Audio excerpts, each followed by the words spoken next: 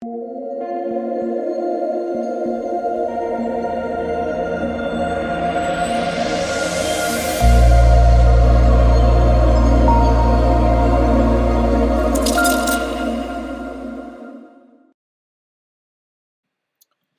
what is going on, guys? It's DK.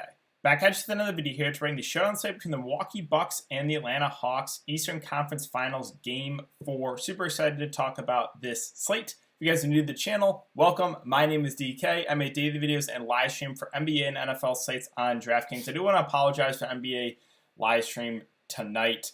Caught out after about 4 or 5 minutes of internet. Again, I'm not in my apartment right now, in my parents' house for a couple more days, and the internet went out, so I do apologize. For that one. If it does continue to, I guess go on and off, I'll just have to hop in my hotspot like I did with the Starbucks live stream in the car. So again, I want to apologize again for that, guys, and hopefully will not happen again in the future. Also, I do make content for PGA Daily Fantasy Sports and NBA Top Shot, if those are things that interest you.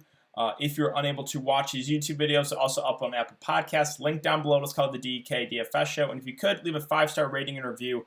That would go a long way, guys, because every single rating review boosts me up in those podcast rankings. It really does help me out a ton. If you're interested in signing up for premium content, I offer that on Patreon.com. Link in the description below. An NBA package where I have breakdowns for the showdown slates, breakdowns for those 2-game slates, right? The 2-day slates, kind of the Sunday, Monday, Tuesday slates. Have those up on Patreon. Also, if you sign up for the NBA package, you'll get the PGA golfer data sheets for free. And then I also offer an esports package. It includes Call of Duty and CSGO. We get CSGO slates every single day if you guys are interested. And most of the time, it's in the morning if you like a morning sweat. And finally, I want to thank Prize Picks for sponsoring this episode. So if this is your first time watching my videos, or you're just not familiar with Prize Picks, there's a couple different ways you can play. The first way is they post players, and you just take over, under, and fantasy points. Just straight up fantasy points. So Giannis Antetokounmpo projected for 59 fantasy points. Do it the under, do it the over. That is basically the idea. They post, obviously, basically anyone that's going to really be out there for decent minutes. They'll have a projection out there. And then also, you can take over, under, and straight up points, assists, rebounders, and 3-pointers made. So let's see. The one I was on tonight was Paul George over. That hit, I think, pretty easily. I think he was only 51 or 53 projected for. I know it definitely went over. I just forget exactly what he was. I think it was 51. 51, 53, I forget. But he went over either way. Let's see. What do we got here for tomorrow's game? So Trae Young is questionable. I mean, I think he's going to gut it out and play with the bone bruise, the foot bruise, right? So I think he'll play. Let's see. So John Collins was in some foul trouble last game.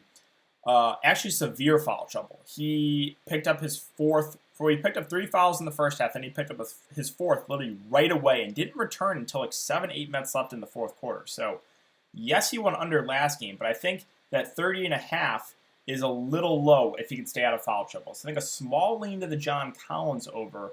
But Donovich is another guy I'm a little bit intrigued by because even though he shot bad again, he looked healthier. He also played 35 minutes. So maybe a lean to the over on Collins and Bogdanovich here, and kind of a must-win game for Atlanta. So that's around. Also, buy Portis at 16.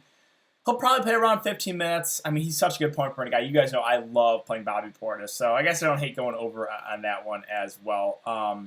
But yeah, they have a ton of different sports, guys, and you can mix and match sports as well. So if you want to try it out, you can sign up. Please go DKDFS.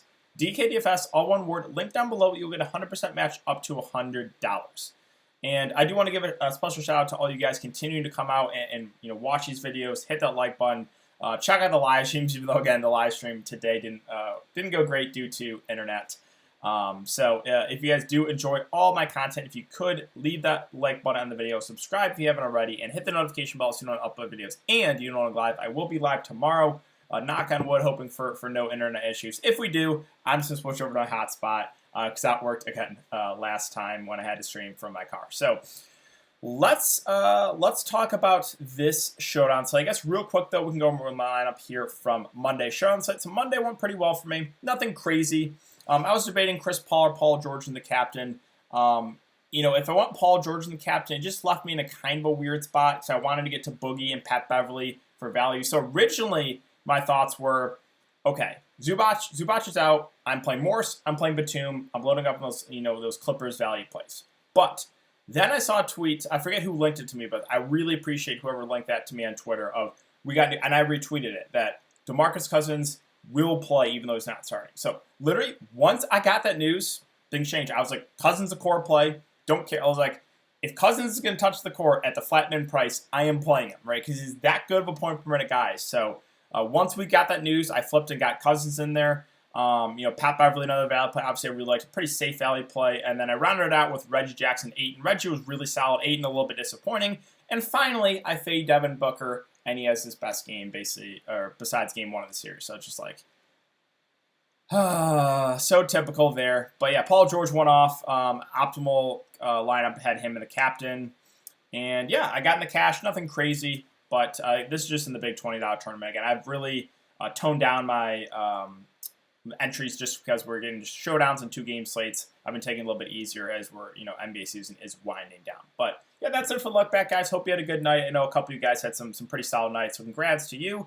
And let's talk about this one. So again, Bucks and Hawks, a 219 over under. The Bucks 7-point favorites. We'll start off on the Milwaukee side. Giannis, Middleton, Jrue Holiday at the top.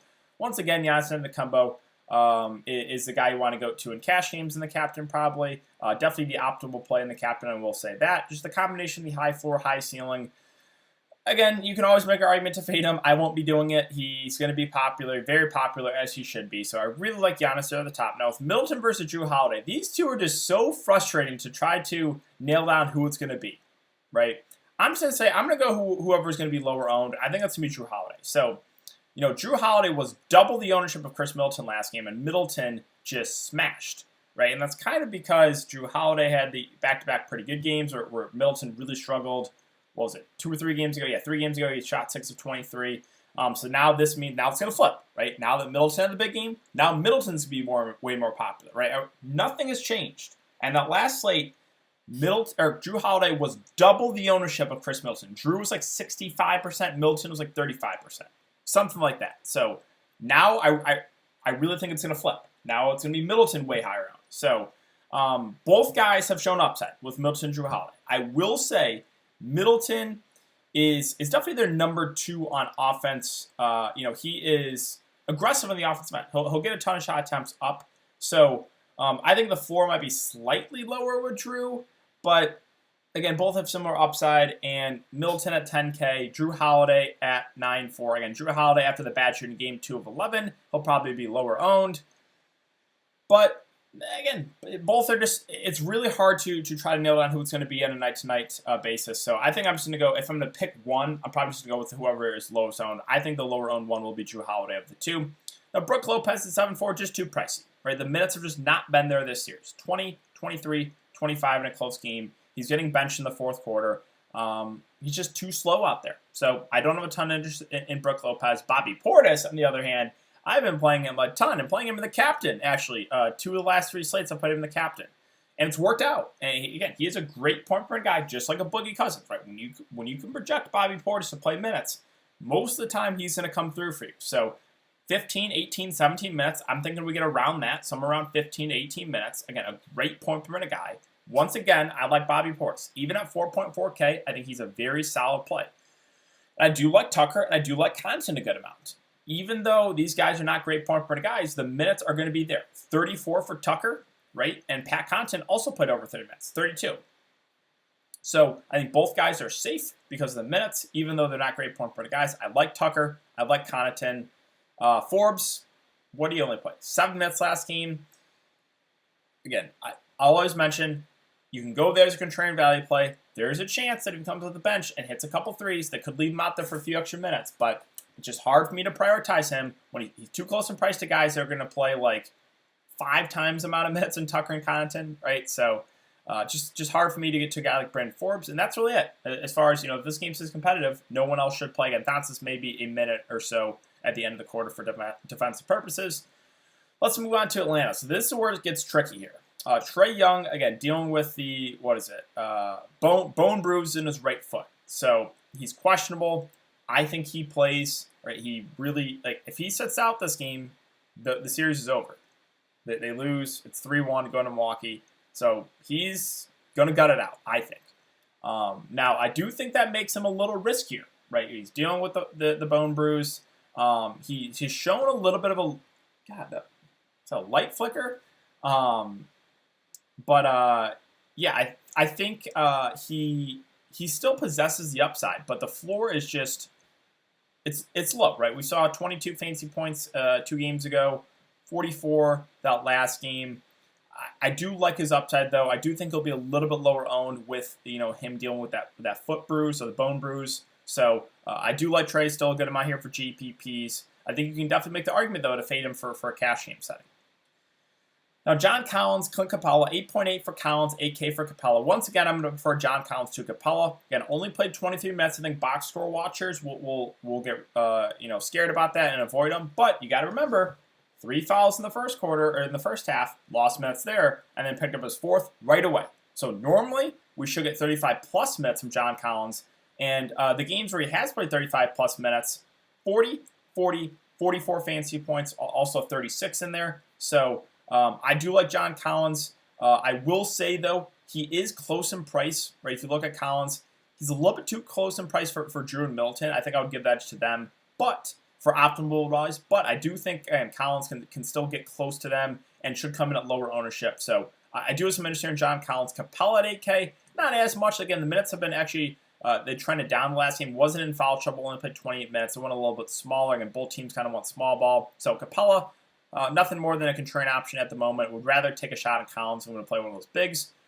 Herder had a nice bounce back game, went for 34 fantasy points. I mean, the minutes are going to be there for him. It's just he's not super cheap. So viable play in the mid-range, but a little bit hard for me to prioritize Kevin Herder. Now, Bogdanovich is where I'm intrigued by, right? Because he looked a lot healthier out there. They also have him listed as probable instead of questionable. It's just he shot 3 of 16. He's been shooting awful. If we can get a decent shooting game from Bogdanovich, this guy has upside. He can go for 40. So Bogdanovich, another guy I kind of like for tournaments. I don't think I can pull the trigger in him in cash games, though. Gallinari at 5'8", had a nice game last game, but did get extra minutes because John Collins foul trouble. So be careful of Gallinari.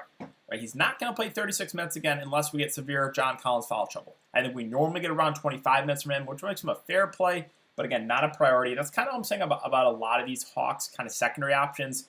No one really stands out to me. Reddish, let's just talk about this, okay? He was about 15% owned, I think, on both sites. And people say there's no edge left in DFS. Right? He's not going to play unless something crazy happens. So I went over that too in live stream. People asked me about Reddish. Okay, he played basically his entire minutes in garbage time, so be careful with Reddish. And he was still 15% owned. So yeah, unless something crazy happens or he moves in the starting lineup, I'm not touching Cam Reddish. Now, Lou Williams is a guy that I'm fine going to at 2.8K. He actually played 18 minutes last game, too. Probably played a few extra with Trey in the locker room. I think normally we get around 12-ish minutes from Lou Williams. But, again, a decent point for the guy, a good offensive player. I think a fair value play at 2.8K. And then a couple other guys I'll mention because they'll be in the rotation. Solomon Hill and Okongo. Solomon Hill, not a great point for the guy at all. I mean, 15 minutes, 2 fancy points, right? He's more out there for his defense to guard Giannis. Could you play him? Sure, right? He's 1-2 and will play minutes, so he can fall in some rebounds, maybe hit a 3. Not out of play. And then Okongo did get, 9 minutes last game. I think we get around 8 to 10 minutes from him. He's a decent point for the guy. So if you want to go there at the flat min 1K, I don't think it's the worst idea, but obviously a risk. So really the key to the slate, guys, is, how healthy do you think Trae Young is? Because if Trae Young is really hobbled out there, then this game could turn into a blowout. Milwaukee could run away with this. Because my whole take on the series is Trae Young has to have a good game for Atlanta to keep this competitive. If he doesn't, or he's really injured, I think this game could turn into a blowout. So if Trae Young, if you're really worried about that, I'm perfectly fine going with the Milwaukee stack. Just load up on the top 3 guys and kind of go from there. Perfectly viable option. And it worked, 2 games ago. So, all comes down really. The key to the slate is how healthy do you think Trae Young is? So that's going to do it for the video today, guys. If you have been enjoying the content so far, I would really appreciate if you leave a like button on the video, subscribe if you haven't already, and hit the notification bell so you don't want to upload videos and you don't want to go live. Thanks again, guys. Have a great night, and I'll see you all tomorrow on the live stream.